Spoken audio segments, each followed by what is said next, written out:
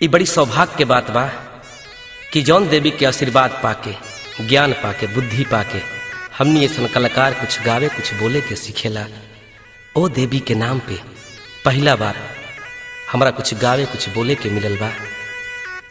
तमाम भोजपुरिया भैया लो से, तमाम श्रोता लो से अनुरोध बा, विनती बा कि माई सरस्वती के भजन के एक बार रुआ सामने जरूर सुनी।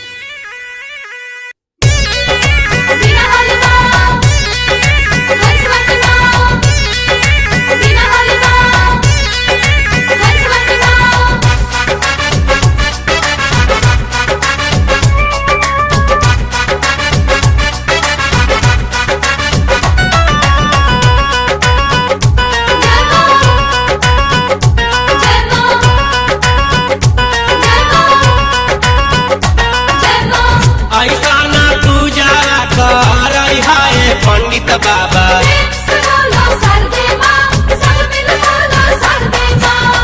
ऐसा ना पूजा कर पंडित बाबा आ जाए मूर्ति में जान, आ जाए मूर्ति में जान हो।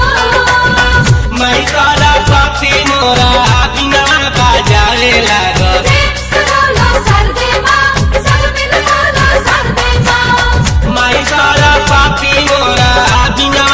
जावे लागत, हंसी हंस के देवे लागत ज्ञान, हंसी हंस के देवे लागत ज्ञान हो। जय मां जय मां जय जय मां, जय मां जय मां जय जय मां।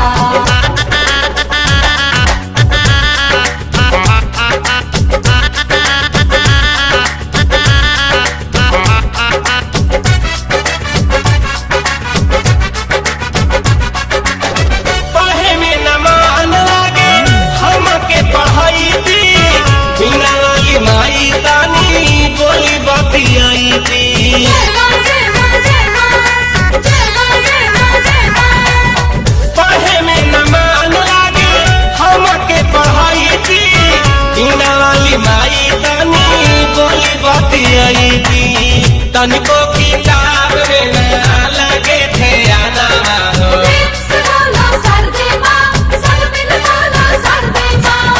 तनिको किताब में ना लगे थे आना हो। मम्मी पापा बड़े पारा खाना हो, आ जाए मूर्ति में जान हो।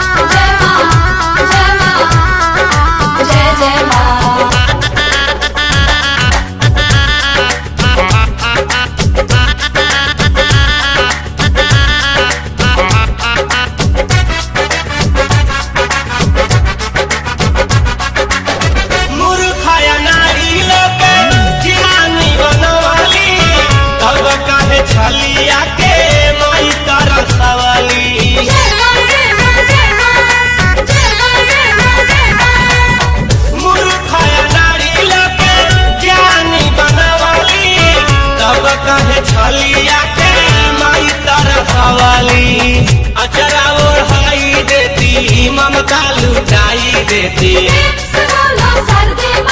सब मिल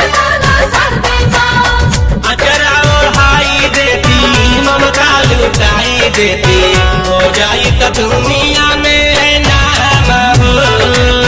आ जाए मूर्ति में जाग हो। माई सरस्वती मोरा बिना बजावे लागत हंसी हंस के देवे लागत ज्ञान हो।